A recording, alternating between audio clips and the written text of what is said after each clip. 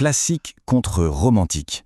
Alors non, ce n'est pas juste un vieux débat pour spécialistes, c'est en fait un clivage énorme qui explique pourquoi certaines histoires nous bouleversent et pourquoi d'autres, nous laissent un peu froid. Allez, on plonge ensemble au cœur de cette grande division. On a tous déjà ressenti ça, c'est certain. On lit une œuvre, même un chef-d'œuvre, et on a l'impression d'être face à une pièce de musée. C'est beau, c'est impressionnant, mais ça reste un peu distant. Et puis il y a d'autres moments, on découvre un texte écrit il y a des siècles, et là c'est le choc. C'est comme s'il parlait de nous, aujourd'hui. D'où vient cette différence ? C'est exactement ce qu'on va essayer de comprendre. On va tenter de décoder ce sentiment, de voir pourquoi on peut parler d'un véritable conte de deux goûts. Qu'est-ce qui se cache derrière cette différence fondamentale dans notre rapport à l'art ? Eh bien la réponse, ou en tout cas une clé de lecture fascinante, nous vient d'une penseuse de 1813, Madame de Staël. Dans son livre majeur, De l'Allemagne, elle va proposer une idée qui va littéralement changer la façon dont on perçoit toute l'histoire littéraire. Ce que Madame de Staël a mis en lumière, c'est ce qu'on pourrait appeler le grand partage. C'est une division radicale, une toute nouvelle grille de lecture qui permet de comprendre l'opposition entre le goût des anciens et le goût des modernes. Alors, d'un côté, il y a ce qu'elle appelle la poésie classique.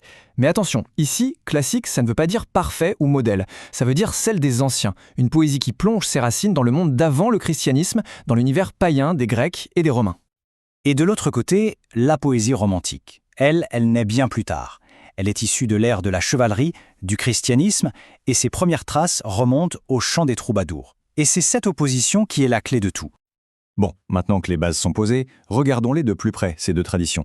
On va voir que ce n'est pas juste une question d'époque, c'est un véritable choc des cultures, un choc des esprits. Tout part de l'origine, bien sûr. La littérature classique, elle est ancrée dans l'Antiquité gréco-romaine. La littérature romantique, elle, puise sa sève dans le Moyen-Âge et l'esprit de chevalerie. On a donc deux points de départ, deux mondes qui n'ont presque rien à voir. Et pour que ce soit encore plus clair, Madame de Staël utilise une image hyper parlante. La littérature classique, c'est une littérature transplantée. C'est comme une plante magnifique qu'on aurait importée, arrachée à sa terre d'origine. À l'inverse, la romantique, elle, est indigène.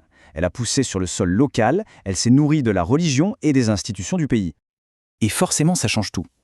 Le classicisme, fondé sur le paganisme, demande une approche intellectuelle, une étude. C'est souvent réservé à une élite cultivée. Le romantisme, lui, fondé sur le christianisme, crée une connexion directe, émotionnelle, personnelle. Il s'adresse à tout le monde. Madame de Staël le dit d'ailleurs sans détour, nos poètes classiques sont tout à fait inconnus aux gens du peuple, parce que les arts en France ne sont pas natifs du pays même. Voilà, le constat est là, c'est la preuve de ce fossé. Du coup, le résultat est sans appel. Une œuvre classique peut être un bijou de perfection technique, un chef-d'œuvre de construction, mais elle restera toujours un peu étrangère, et donc rarement populaire au sens large. Pourquoi ? Parce qu'elle ne vient pas des tripes de la culture nationale. Ce qui nous amène à la conclusion logique de tout ce raisonnement. Si une littérature est importée et que l'autre a poussé sur place, laquelle des deux a un réel avenir ? Pour de Staël, la réponse est évidente. C'est la littérature du nous. La littérature romantique, elle le dit, exprime notre religion. Elle rappelle notre histoire. Son origine est ancienne, mais non antique. La nuance est énorme. Cette littérature fait partie de notre héritage direct, vivant, pas d'un passé lointain complètement révolu.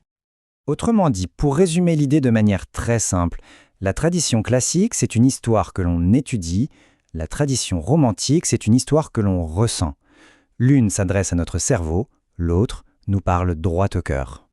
Et c'est là toute la puissance de la littérature romantique selon de Staël, justement parce qu'elle a ses racines dans notre propre terre. Elle est la seule tradition qui est encore vivante, la seule qui peut encore grandir, évoluer. Elle n'exige pas une connaissance du passé, elle se sert de nos émotions d'aujourd'hui pour nous toucher. La conclusion de Madame de Staël est donc radicale. Pour l'Europe de son temps, et pour celle qui suit, le romantisme est la seule tradition littéraire qui soit encore en vie. La seule qui respire encore. D'accord, mais on pourrait se dire, tout ça c'est une idée qui a 200 ans. Pourquoi est-ce que ça nous concerne encore aujourd'hui ? Quel est l'héritage de cette pensée ? C'est parce que Madame de Staël a fait bien plus que classer des livres. En fait, elle nous a donné une grille de lecture incroyablement puissante. L'idée de l'art comme simple imitation du passé, contre l'art comme expression vibrante du présent. Et donc la question reste entière, classique ou romantique ? Il suffit de regarder les films, les séries, les romans qui nous passionnent aujourd'hui. Sont-ils des hommages parfaits à un passé qu'on admire ou des expressions vivantes qui tirent leur force de notre propre monde, de nos propres angoisses, de nos propres espoirs ? Laquelle de ces deux traditions façonne vraiment les histoires qu'on aime ?